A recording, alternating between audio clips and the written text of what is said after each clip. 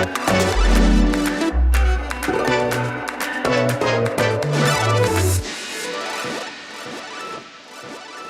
everyone. Welcome to session 2 of Direct Agents Webinar Week series. Today, we're going to be talking about content for holidays, a new polycultural audience, strategically how to use content, and some examples of that. To kick things off, I wanted to give a quick introduction of ourselves. I'm Johnny Waite. I'm the Vice President of Search here at Direct Agents. I've been with the company about 5 years. I oversee our SEO, paid search, and content marketing departments, and I'll kick it off to Kari. Kari, Associate Director of Multicultural Strategy. Not quite as long. I've been here about 3 years. But yeah, I'm really excited about today's content, especially because it's all about the content. Yes, sir. So let's get started. Today's agenda, we're going to be talking about why content marketing, to start off specifically for holidays coming up, how brands can leverage content marketing as part of a quick strategy to continue to connect with consumers with purchase intent, consideration as we roll through the end of December, how we can handle content strategy ongoing into Q1 and beyond, building authentic content for your brand, how to connect in a very real, transparent way with consumers, and the demand for diversity in content and advertising. And Kari, I'll hand it off to you, but I think, starting off, we want to touch on, what are the trends we're seeing as far as consumers, as far as the marketplace, and why are we even talking about content today? Yeah, absolutely. And I think, Johnny, I know you had some interesting findings to just kick it off. We can't talk about content marketing without first talking about the pandemic, of course. So, Johnny, what have we learned on the content front and on the general marketing front about buying behavior during the pandemic and how it's going to be impacting this holiday season? Yeah, I think most marketers, brands, consumers are pretty aware of this fact. At this point, we're about 9 months in, or give or take a few weeks, I think, at this point. And if anybody out there tuned in yesterday to Daniel and Megan's webinar on Amazon marketing, they're seeing the same thing on the Amazon front. More and more consumers are transferring their buying behavior from retail to digital. These are pretty high level stats that I think we've all seen.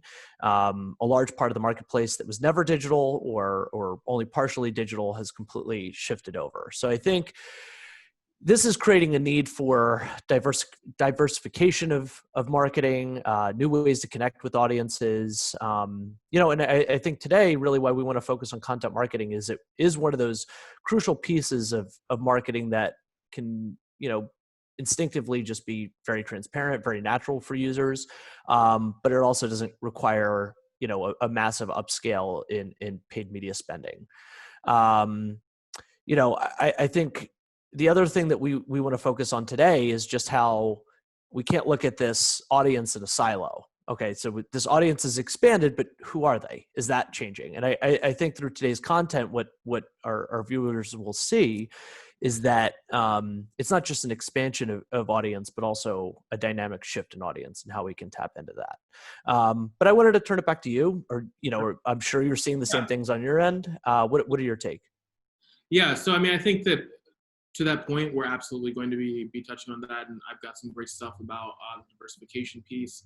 But before we get into kind of the audience, I do want to talk about just our approach. So, I think, you touched on content a little bit, but how do you see that impacting the overall way that we're approaching digital marketing, and how that's kind of been shifting with these greater consumer trends? Sure. So on the next slide here, I wanted to pinpoint a couple things. So, over half of in-house marketers consider content marketing is what they see on the positive side of a good return. There's not a whole lot of negative sentiment about it, but there is a lack of investment, right? Content marketing can mean a myriad of things. We're not going to touch on every single thing that content marketing can envelop or what it means, but it is a great model for consideration, for tapping into consumers at every step of the market. Like I said previously, owned content lets a brand connect naturally and transparently, authentically with users. It's a lower investment. And it's a way that a brand can connect with users of all, backgrounds, intents, credence, religion, race, etc. In a way that still benefits the brand. And I think that's the most interesting thing is, we're going to get into holiday a little bit, but we're also going to talk about the way that a brand can, capitalize on seasonality, but then also connect with their users in a natural way ongoing. And I think that's really why there needs to be such a big focus on this, and why this needs to be, at the forefront of every brand's mind, every marketer's mind, because it is something that's going to last the test of time, that it is going to evolve with the ever-changing consumer, as their behaviors, as their backgrounds, as their intents change. Absolutely. And I think, going into the next slide, we see year to year to year, authenticity is more and more a part of what the consumers are valuing. So I'm really glad you brought up that point, because, I think there is this authenticity gap that we've been noticing, which is, I think there's a general recognition in between marketers and consumers of the value of authenticity. I think it's about 90% across the board. But where we see the missing of the mark is which type of content consumers are viewing the most authentic versus marketers.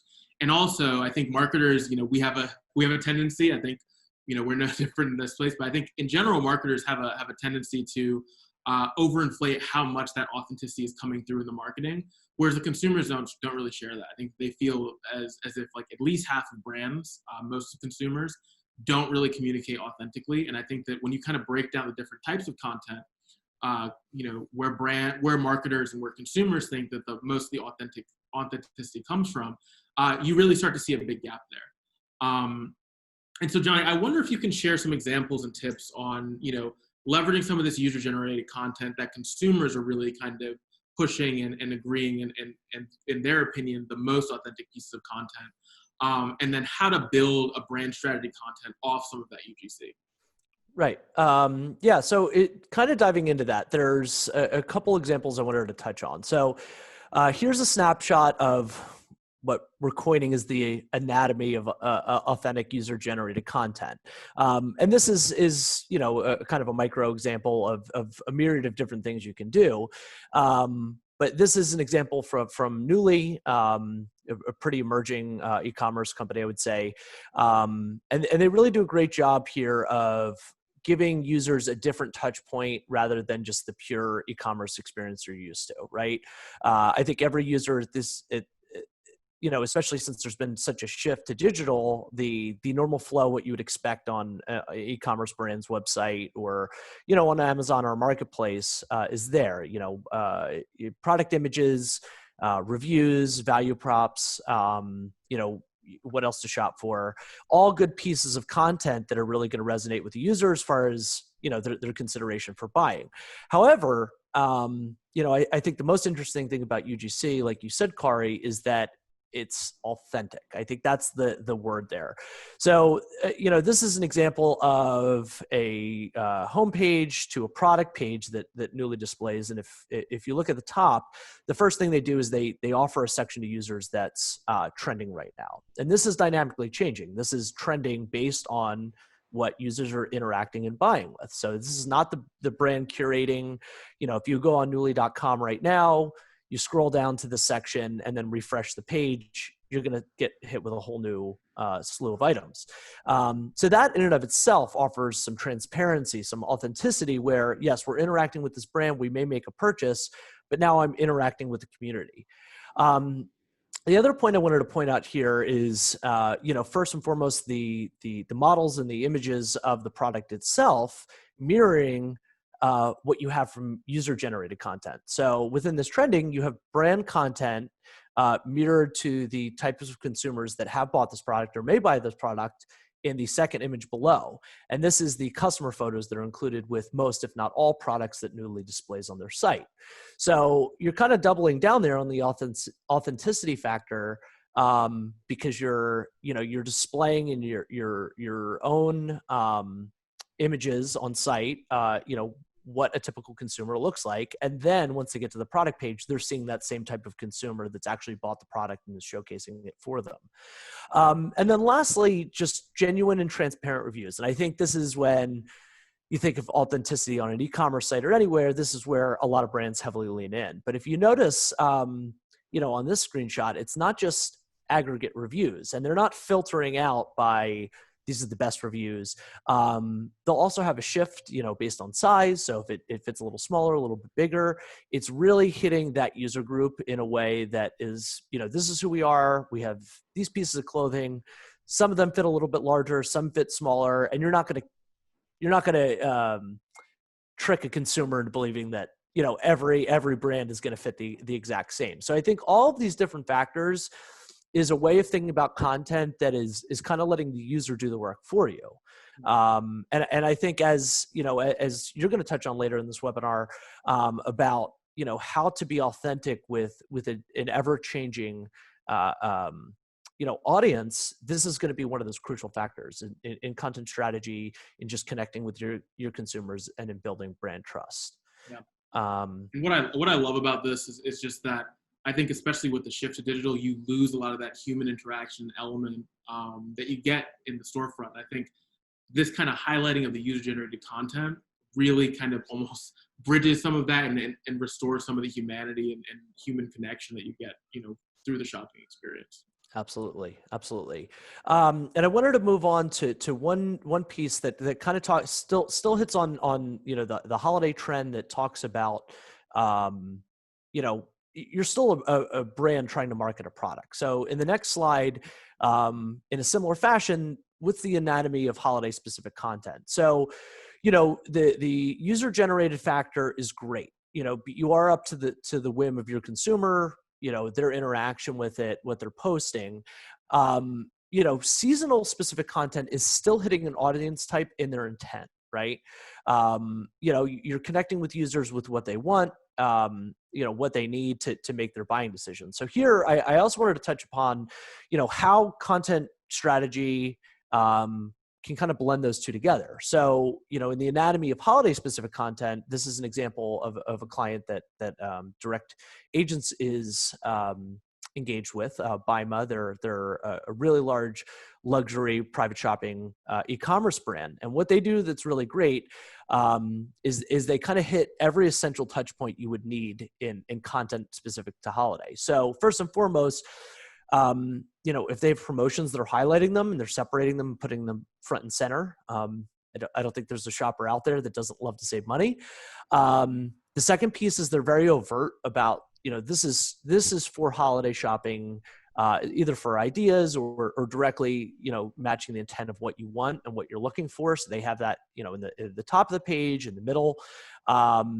They also naturally generate purchase intent through research. So we know through, various studies that a lot of, the holiday shopping experience online begins with gift guides, begins with research, generation of ideas. So, they kind of hit them overtly with, this is holiday gift guides, the designer women, trendy gifts for her, kind of, pushing the user further down that considerations funnel. And then after that, hitting a different type of intent. So we know once, we're starting to hit that time now with Thanksgiving only a week away, and then, Christmas upcoming, that more and more users' intent is going to shift to shipping options. Can I get this quickly? Do I need to worry about this getting here on time? So it addresses the shipping concerns. It offers brands and category ideas. So here it's specific to brands because it's luxury, but an e-commerce brand could easily shift this to category. And then they also offer some shareability on social platforms so that a user, again, back to that point of UGC, can naturally share this product and create a community around it. So I think it's blending these two together. We're not in any way, shape, or form telling brands, okay, get rid of all of your overt direct response marketing models or content, but kind of blend that together with hitting, in this example, the research phase, the seasonal specific content. In the previous example, allow users to produce content that you can then embed on your site so that it can offer that more transparent, authentic model.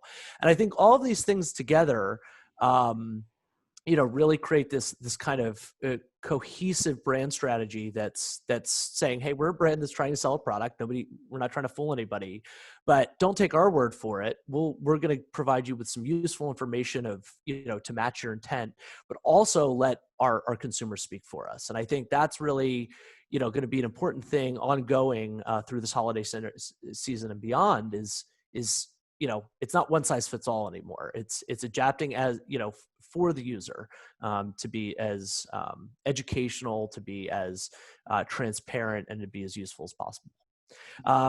So with that, I do want to dig more into, outside of holiday specific or seasonal specific, what does it mean when we talk about an ever-changing polycultural, multicultural, diverse, changing audience, and how do you even approach that? Why are we talking about that with content? What's kind of your focus on, how content is shifting based on, intent and audience?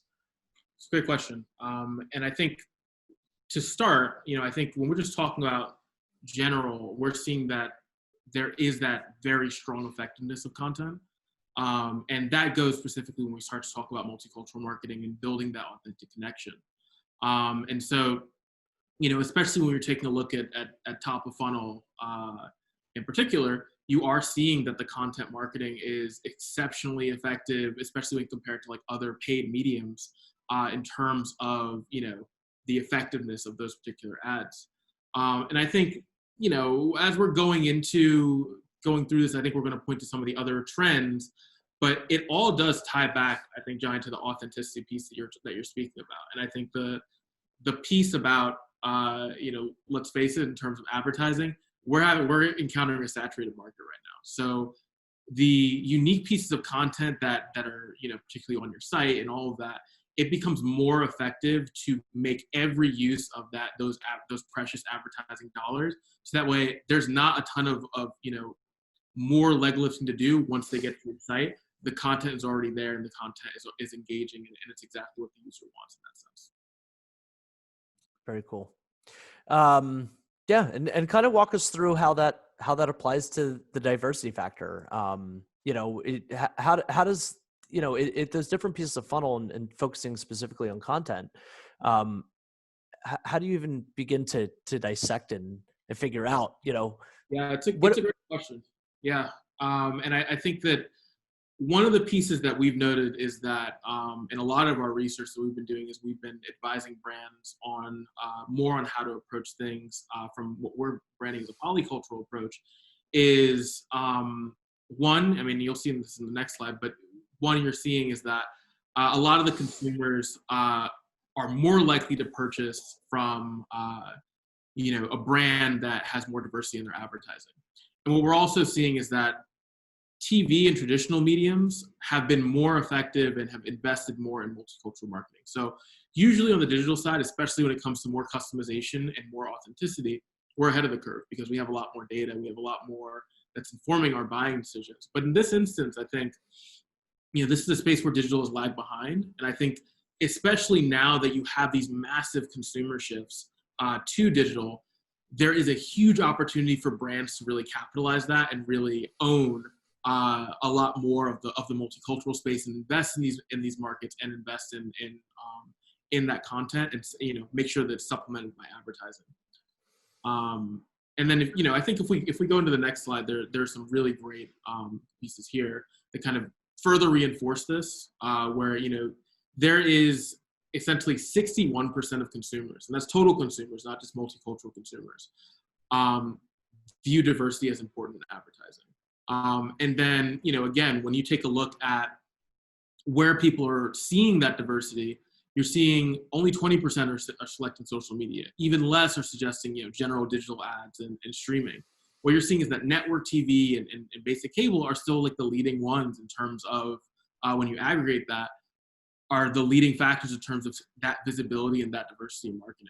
And I think especially when we start talking about user-generated content, and we start talking about the content that's on your site, and you combine that, with an informed advertising media investment, I think that's really where you can really start to get the resonance, and you can start to really build that authenticity. across the board. And in terms of polycultural, that's really where it comes in, because the idea of polycultural is that it's not just isolating, multicultural messaging. It's how do we weave and carefully weave what's at the core of the brand identity and what's at the core of the brand essence, weave that in and build messages that are going to be authentic and going to resonate with multicultural audiences and what would be more traditionally defined as the general audience. It sounds like, as you were speaking through this, it sounds like, with this audience becoming larger and larger and larger, and even outside of polycultural, the need for it from every consumer, right? I think, you just talked about, consumers excluding a brand from consideration because they don't have it, whether it applies to them or not.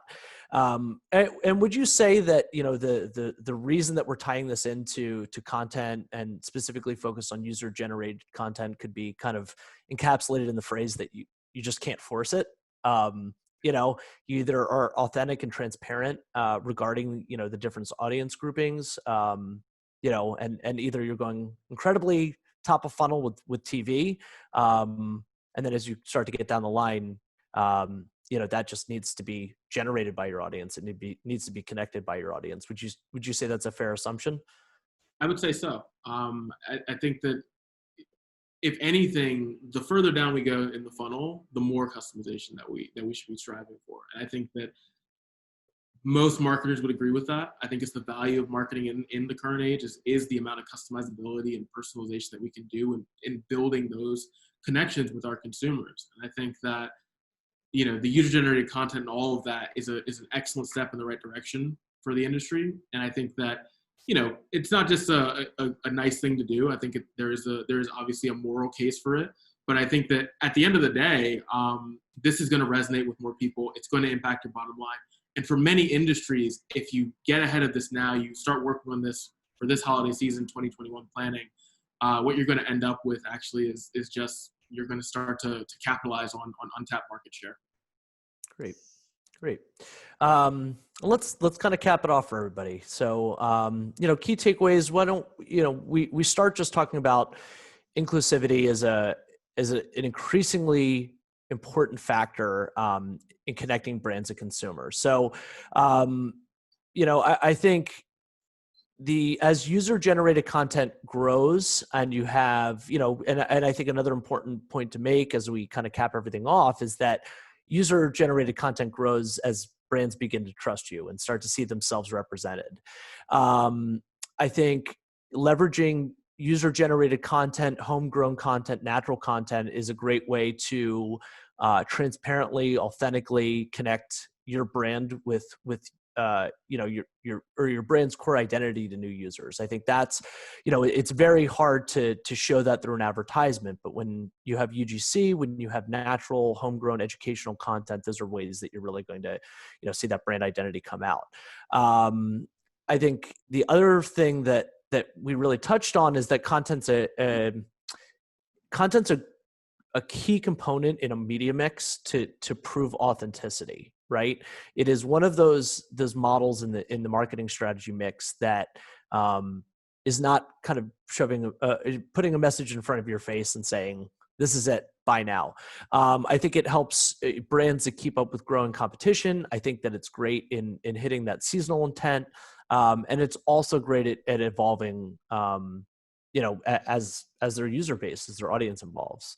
And then Kari, why don't you finish us off here and just kind of talk about, how can we go about, like broaching this subject? How can brands start to tiptoe into this new way of marketing, this new way of connecting with users?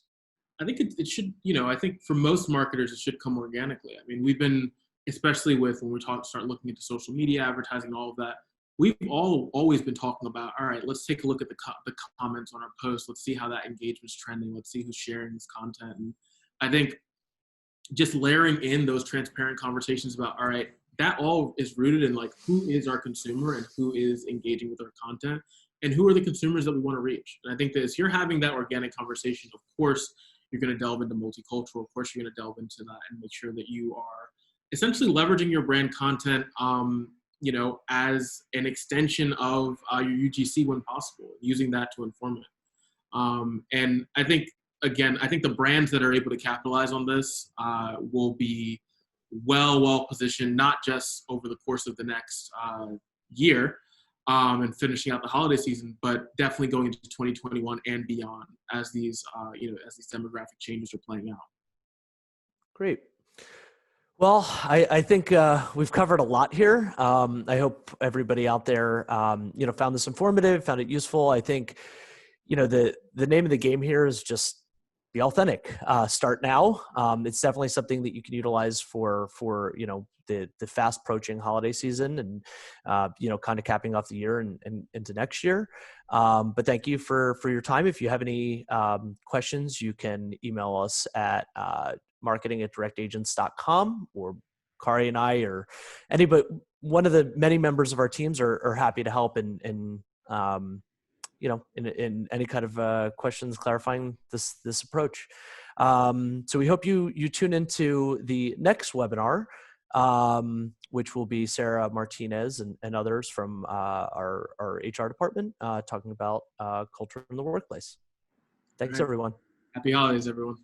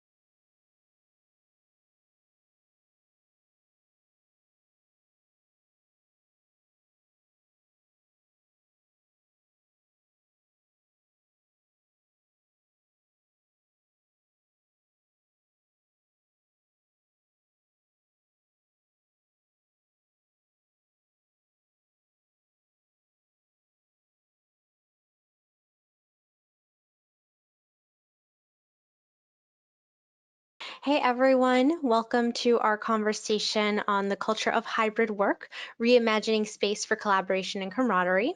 My name is Sarah Martinez Noriega, and I'm the Director of HR for Direct Agents. And I'm joined today by Brittany Purini at Bread and Andy Pristansky at Lattice. First off, thank you both for being here today. Brittany, can you kick us off with a little bit of an introduction on who you are and a bit about your background, and then we'll throw it over to Andy. Absolutely. Thank you so much for having me today. Yeah. I work at Bread as the employee experience manager, really focusing on a holistic employee experience from start to end and kind of everything in between, and have been doing that over the past 10 years at various tech startups, both in San Francisco and New York, and then satellite offices around the world. Awesome. Andy.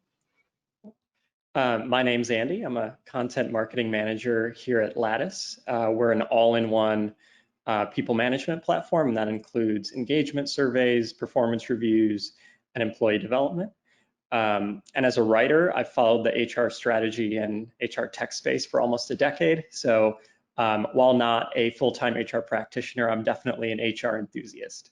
So it's my background. Awesome. Excellent. Thank you again to both of you for being here and welcome. So jumping into our agenda for today, we're talking about the future. The future is hybrid. And so we're going to start off talking about why that is. I think we start off with some experimenting and now it just is. And then we'll talk a little bit about how we can actually do this, how we can recreate our office spaces to be in this new mode. And lastly, just talk a little bit about some of the challenges that we've faced and that we will probably continue to face in this new reality. All right. So like I said, the future is hybrid. I think we're all in a few different stages of hybrid work. Direct Agents has been hybrid since July, so it's been a minute. I know, Brittany, you guys have been doing some iterations of hybrid work, and Andy, you all are thinking about hybrid work. So I think what's cool is that no matter what stage we're in, we're all very cognizant that that's the reality. I have here listed a bunch of stats that basically all say the same thing. People like being remote at least part of the time, but people also like being in the office at least part of the time. So I'd love to hear from you both a little bit about why you think it's important that we prepare for a new hybrid reality.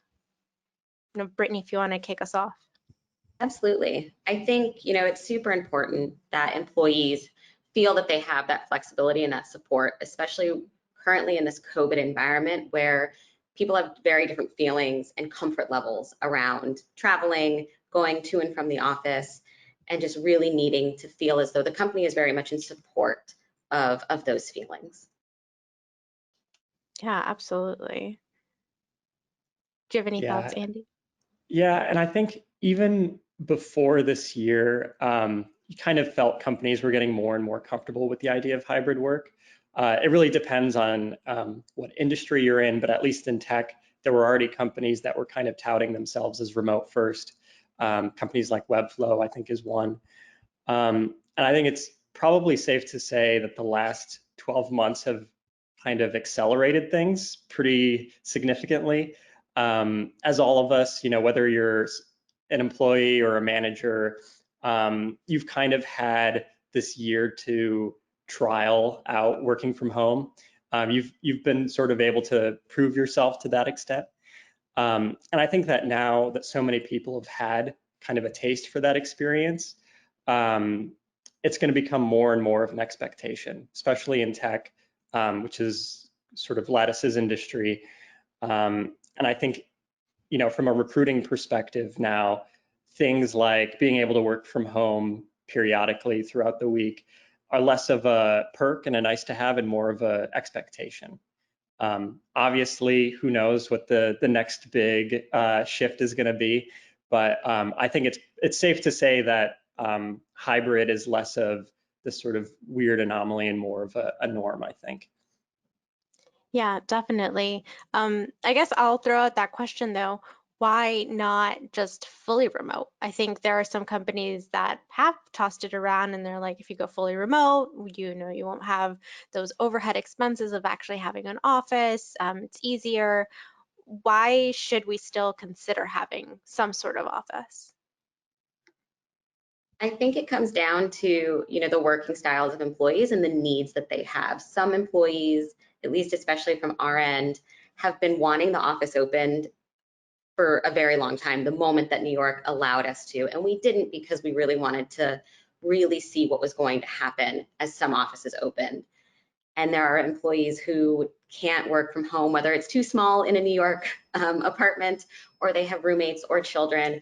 And so being able to have that, again, that flexibility for those needs and just what employees kind of are feeling that is important to them to be able to be as productive as possible. Yeah, absolutely. I think we definitely had people that were like, please, please let me into the office. I'll do anything. But that's also one of the reasons that it was really important for us to reopen in some capacity early on once we got the government A-OK. But also just because our culture has always been really grounded in that person-to-person connection. That's where the camaraderie comes from for us. I always would say, I would joke around that my favorite KPI was just like the laughter that I would hear in the office. Like if I heard people laughing and I could tell that they were laughing about appropriate work stuff, of course, that they were like working on stuff and they were laughing or chattering, like I was like, the buzz is good, you know, I can tell that people are engaged, they're doing really well. So it was really important for us to find different ways to keep recreating that, of course, in a safe manner.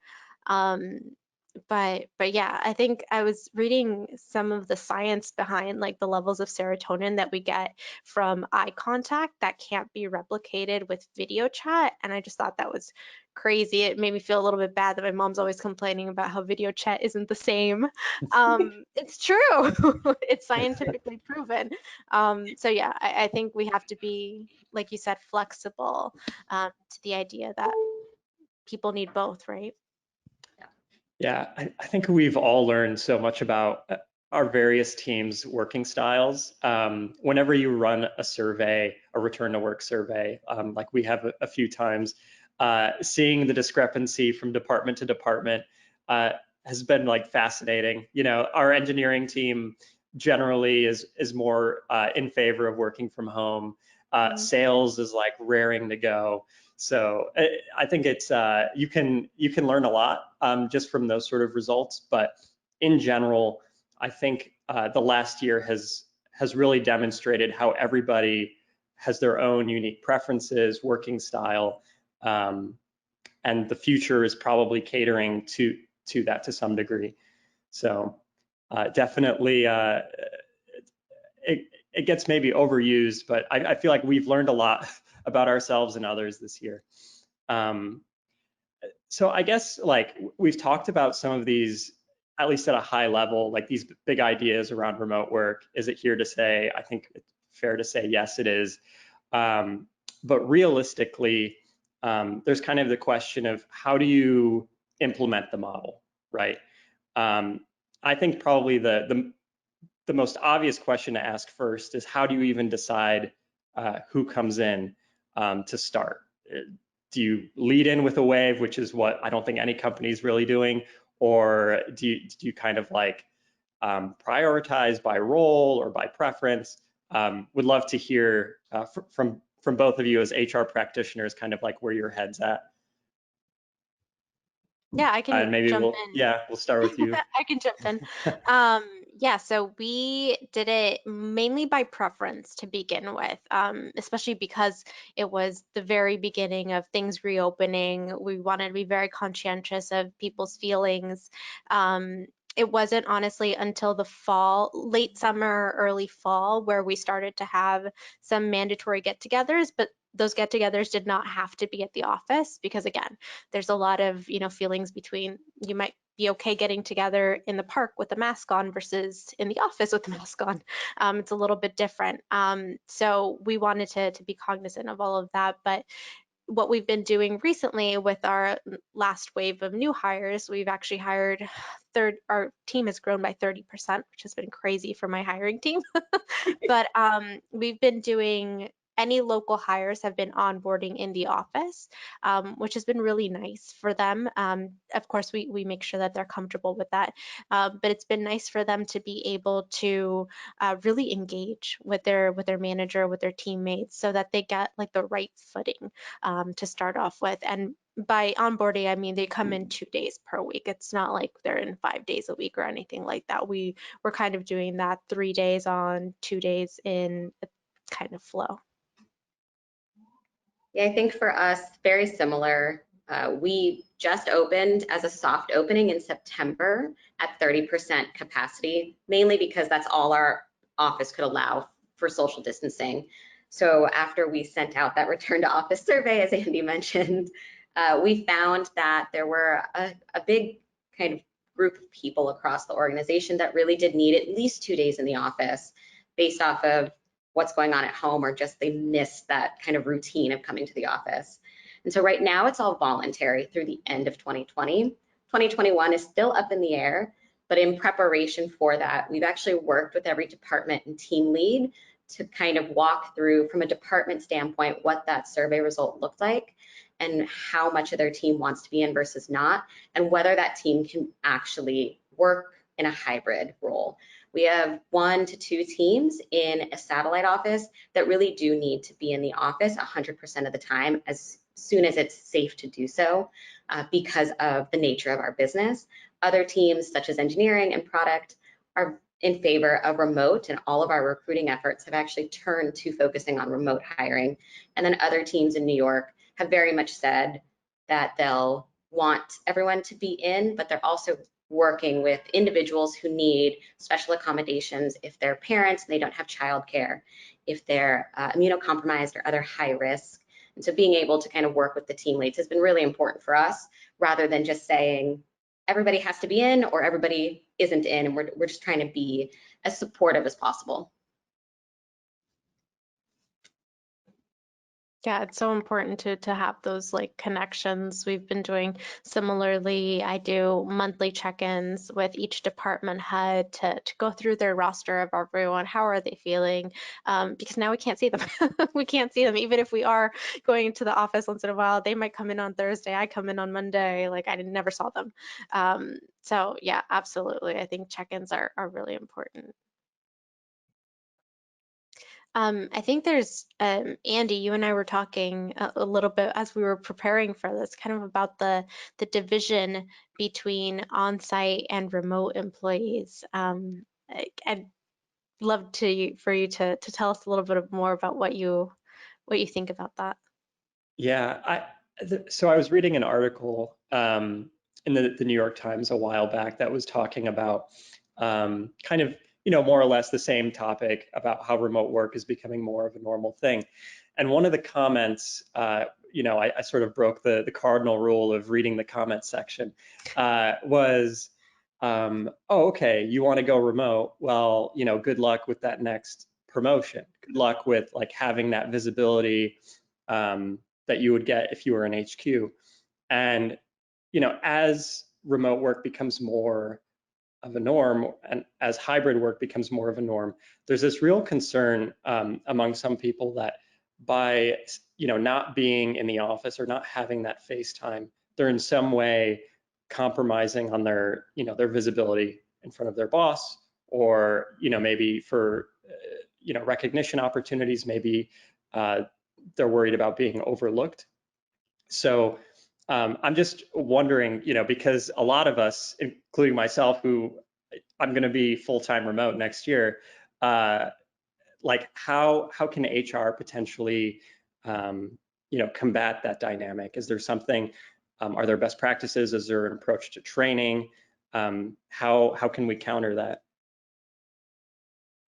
And we'll start with Brittany, if you don't mind.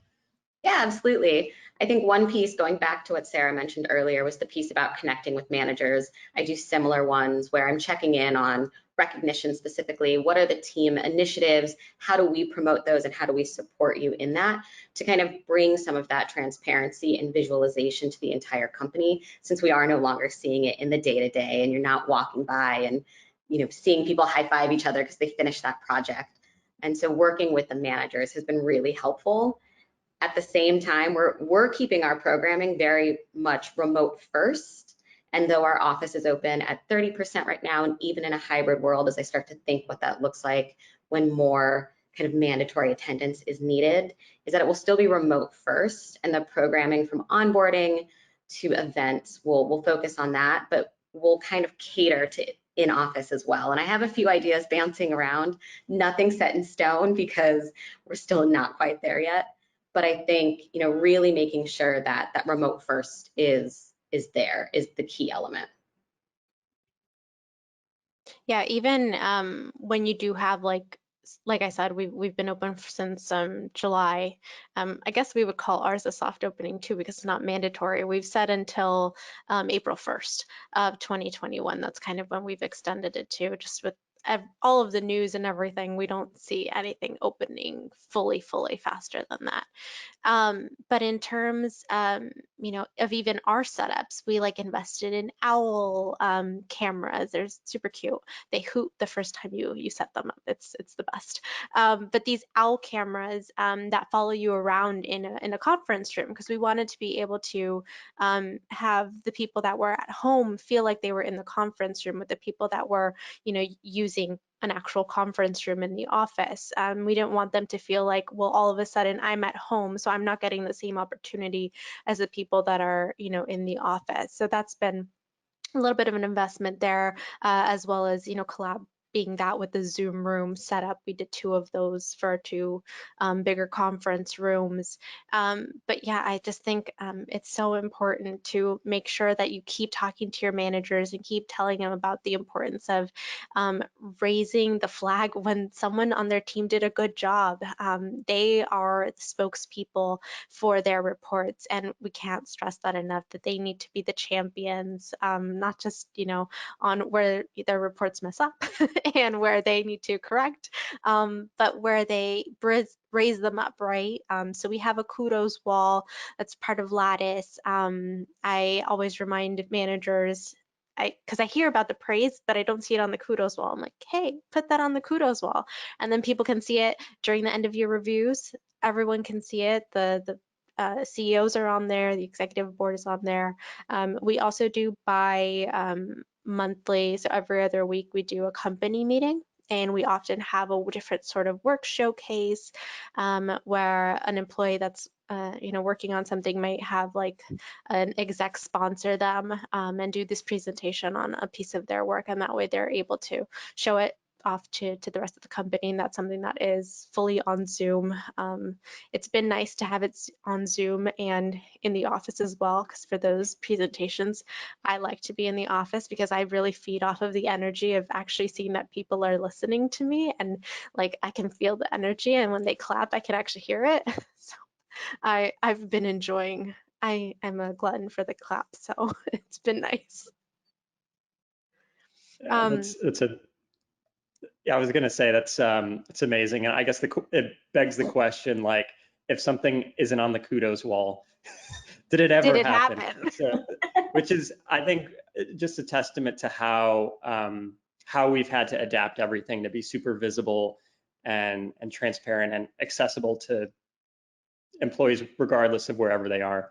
Yeah, and I think that ties into sort of some of the engagement challenges that companies are running into. Yeah, I think things like sorry, before we go jump ahead. in, I think we had some pictures just to show Okay. a little bit of what we've done in the offices. I know, Brittany, you sent some, and I have some of what DA has done, just to quickly go over some of the like COVID safety precautions that we've put in place. So the first picture here we have is the lounge area, so our lunchroom area. My team got the measuring tape out for everything. It's great. So each of our tables is 6 feet apart. There's one seat. We also have our bigger team meeting area. We do have conference rooms open. They are limited, so we took out chairs. They only have the number of chairs that would make it like a lesser congested room. So we, again, measured everything. For example, our large conference room has 4 chairs and that owl in the middle. Our small only has 2. And then our workstations are all sanitized every night. We actually decided to do the MERV 13 filter upgrade. I know gyms and I think malls were required to do that, but we felt strongly that it was important enough. If it's important enough for them, we should do it too. Why not? So we did that. We got HEPA filters all over the office, air circulators. We have a mask on policy unless you're eating lunch or you're specifically at your desk, which is 6 feet away from everyone else. We just started bi-weekly testing as well, just because things are increasing. We want everyone to feel like they are secure when they come into the office, as well as temperature screens at the door. We have like a wall mounted one, so no one has to like use a gun at you, which is nice. And the health screenings through One Medical have been really helpful as well. So as automated as we can be has been kind of the key for us. And I'd love to check out, Brittany, your space. Yeah, absolutely. We've done a lot with our office. Similar to you, we rearranged a lot of our furniture. We, again, are at 30% max capacity from a seat perspective. We couldn't move our desks. They're all combined in pods. So we really, took that measuring tape out and measured the 6 feet between each seat, each pod, and really kind of condensed our seating. And so we pulled all the chairs away that you can't sit in. We've marked the desks that you are able to sit in.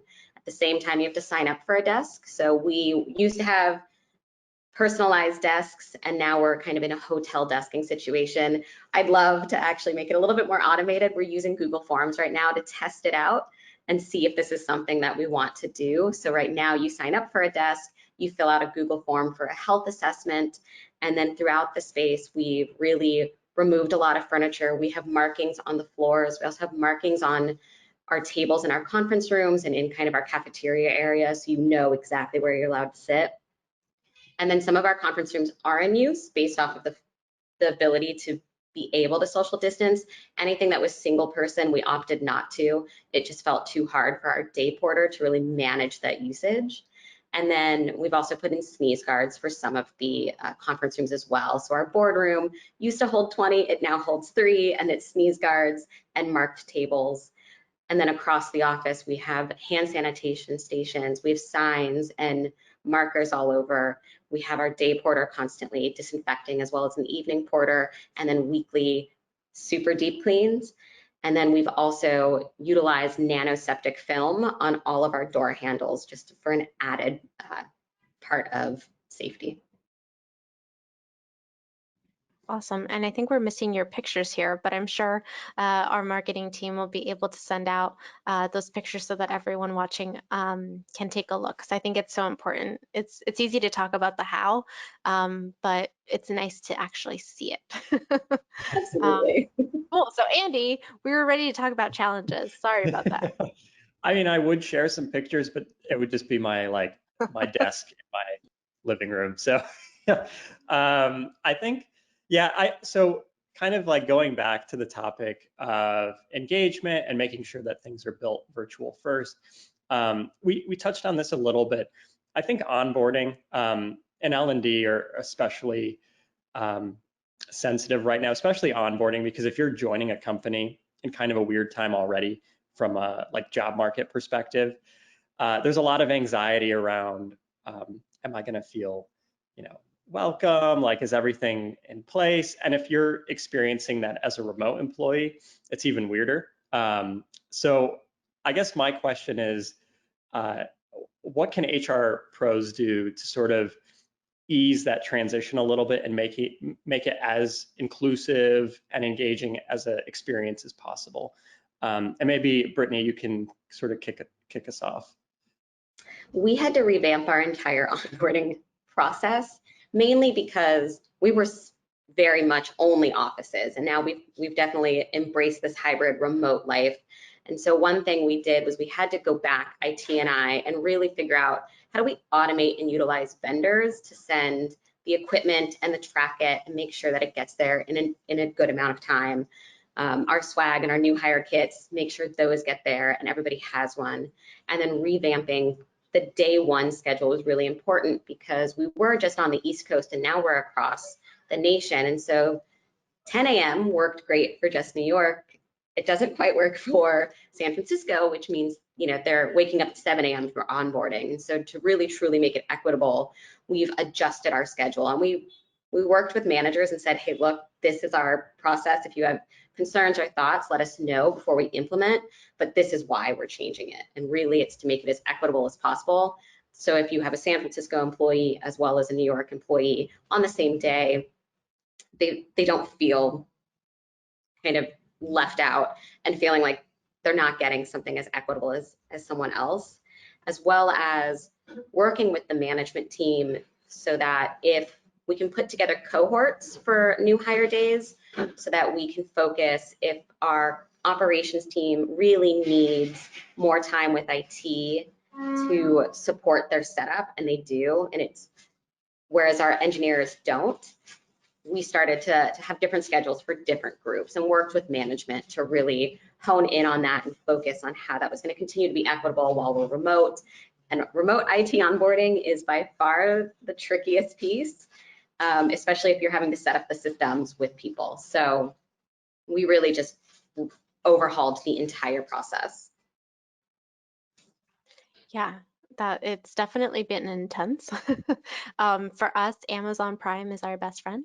That 2-day shipping, actually we got like someone started yesterday in the office, but on Friday she's going to be in her home. So we wanted to make sure that we set everything up, and it actually did 1-day shipping, so it was amazing. But in terms of laptops and everything, so my office team kind of moonlights as IT with some IT third-party support. We actually just signed on a new vendor who's actually going to be taking that over for us. So my team is very, very excited. But that's all going to be setting up things remotely. So the computers still come to us. So we have laptops for everyone. We started using laptops as our primary computing functions about 2 years ago. So when we had to go remote, it was great. We were already set. Everyone had a laptop. But they'll set it up in the office, and then they'll ship it out once everything is ready, once it's sealed with the DA sticker and everything like that. So that's been nice. But yeah, shipping, that's a whole thing. In terms of like onboarding, we're a New York and LA team, so I was always dividing LA and New York onboarding anyways. I guess maybe because we're an 80-person team, it's a little bit more individualized. If I have a group in New York starting on the same day, I'll do them together. But New York and LA has always been separate. So New York 9:30, and I'll do a 12 p.m. for anyone that's out in LA, because that's their 9. And I think just in terms of, you know, that connection, I think Zoom has been great to be able to do everything virtually. We also have different tools, Bamboo HR, JustWorks, all of the paperwork, everything has always been digital for us for the past at least 4 to 5 years that I've been with the company. I've been there for a little over 5 now, but I did help onboard those 2 platforms. So I think that really just makes everything a lot easier. And like you were saying, equitable, right, for everyone across the board. I think learning and development has been a little bit different for us, though. I think when remote first started, some people were thinking, well, great, now you can have 1 million people in a learning and development session because you don't have to worry about seats. The conference room is big enough for everyone. But for us, we soon learned that wasn't the best way to run the trainings, because as soon as you hit more than a certain number of people, people's attention spans just aren't there anymore, because you can easily hide behind your camera, or even if you're on the camera. You can still kind of glaze over. So we actually pulled things back, and now we're running multiple trainings in smaller groups, like 8 to 12 people, so that we can have more discussion-based trainings. So that's something that's been a little bit different for us. Yeah, I think for learning and development, the big piece for onboarding, we have a new hire orientation. And previously it was New York and Tampa. And it felt a little unfair to the Tampa employees because all of the speakers were based in New York. And so the New York employees were able to experience the people in person, able to ask questions, stop, and then Tampa was all on screen. So it's definitely, I think, somehow kind of made it a bit more equitable because now everybody's on video and it doesn't feel different to any one group, which I think has been helpful and a positive kind of piece to this. Yeah, definitely. I think speaking of like groups, we've been grouping people into, because we used to do one-to-one mentorship, but now it's kind of awkward to do a one-to-one with someone you don't really know on a Zoom. So we were actually looking at pod type of mentorship. And for the people that are fully remote, they have their own pod with fully remote people. And they have 2 mentors, so it's not just on one person to mentor them. And one mentor is also fully remote, and the other mentor is actually part of the New York office. So they do get a little bit of everything in that mix. So it's still in the pilot mode, but hopefully it sounds like it's working. People enjoy being connected. I think that connection is the most important thing. But I know that all of this connection, especially on Zoom, has done a lot of Zoom fatigue. So I know our folks are like, oh my God, another Zoom. Do I have to have my camera on? We've definitely experienced some low attendance on our virtual events. They were really great in the beginning, April, May, June, and then woof. Do you guys have any thoughts on that and what you've done about it or not? Yeah, I think from our perspective, like totally agree. I think initially right out the gate, everybody was super enthused to participate. The most important thing has really been just making sure they're inclusive from like a geography and time zone perspective. We have employees in San Francisco, New York. We have our design team is in France, so we always run into this issue of if we schedule kind of a happy hour or a meet and greet, it's always sort of a bummer to leave out an entire team. So I've been on a few calls that are maybe at noon where everybody else is drinking coffee and the team in Bordeaux is cracking open wine. And at the end of the day, like it doesn't matter what the event is per se, as long as you're giving people an opportunity to connect, at a time that makes sense. A lot of events that kind of fizzle out for us are the ones that are scheduled maybe too late.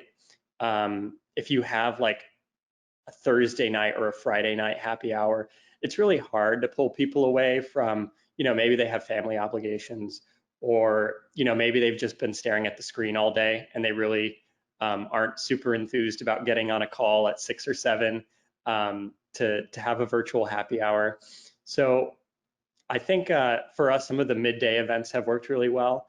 I've got one coming up in a few weeks that's like a ramen cooking class with our marketing team.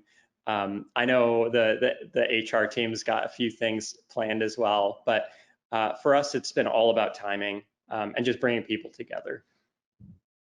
Yeah, I would agree. It's very similar for us. We have found that between 12 and 6 work really well for us in terms of attendance and just people feeling like they're able to join. Again, families, if you have a family and you're in New York and we start at 6, it tends to be a little difficult and we don't see those people join as much. We've also seen the same where at the beginning of this, we saw a high number of people join all these events, and now we're anywhere from 10, 15, 20% of the population based on what the event is. And I think one thing that I've just had to focus on and have my team focus on is that engagement doesn't necessarily mean the number of attendees anymore. If we're seeing that there are a handful of employees coming to a reoccurring meeting, and some of those are middle of the day, end of the day, some are just water cooler chats, some are what we call pop-up calls where people present on what they're working on. What matters is that employees are getting what they need out of that, and that they're connecting, or they're doing yoga, or they're having an opportunity to just have a beer with whoever. I think that's the most important piece to kind of this engagement, feeling that it's lessening, feeling that it's maybe not working as well. I think it still is. I think that that engagement mind frame has to shift a bit. And for Zoom fatigue, for us, a lot of it's optional. There's nothing mandatory. Even our company all hands, while we would love to have everybody on them, we know that things happen and there's things going on in the background at home. So maybe you're not on video because you've got your kids running around, or your dog is in the background trying to jump on you, or you just simply can't get on. Everything has been voluntary, virtual, and even in office. That I think that's an important piece that we still communicate to them, like, this is all optional, you don't have to join. At the same time, I've noticed that when I set up all of our calendar invites, if I put it as free versus busy, it feels easier for employees to join if they want to, versus if it shows them busy for some reason, it makes them feel obligated, and then they start to stress if they can't make it. So I think that's also helped a bit. I love that. That's such a great tip. I didn't know that, like, if you can book something for someone else as free or busy. I know I can do it for myself, but I had no idea. So that's something that I'll definitely take away. I just added some pictures here. The bottom, it was a picture from one of our training sessions. So we hired personal trainers from the training lab. Some people like getting their butt kicked. I'm not one of those, but that was an event that, you know, it targeted a very specific group of people. Like you're saying, if it's only 10%, 15, whatever, it targeted, you know, not everyone wants to do that, but there were some people that really enjoyed that and really missed having that sort of gym experience or, you know, class experience. So we were able to do that with them. And then on the right here, we have a picture of our account management team during one of their meetups in Washington Square Park. So that was a really nice thing as well, you know, the ability to get together, but not have to be in the office. I think that flexibility was nice for them. Well, this is great. I think we'll just end with some takeaways. I think, Andy, you said it early on. Working remotely and working hybrid is no longer a perk. It's an expectation. So if we all haven't started already, it's probably about time that we start thinking about it, thinking about the different tools that we'll need, the different technology, etc. And I think, Brittany, you said this too, programming with remote first in mind. That's so important. That's the key to making sure that everything is as equitable as it can be for everyone in your organization.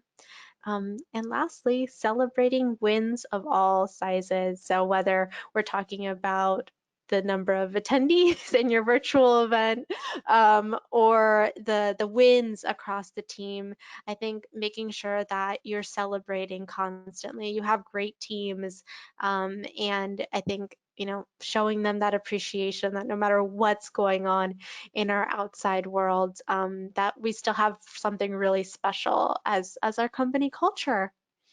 So thank you both for being here. I appreciate all of the wisdom that you shared, and thank you everyone who joined us at home or in the office, wherever you happen to be tuning in from. Thanks, and hopefully we'll catch you again at the next webinar. Thank you so much.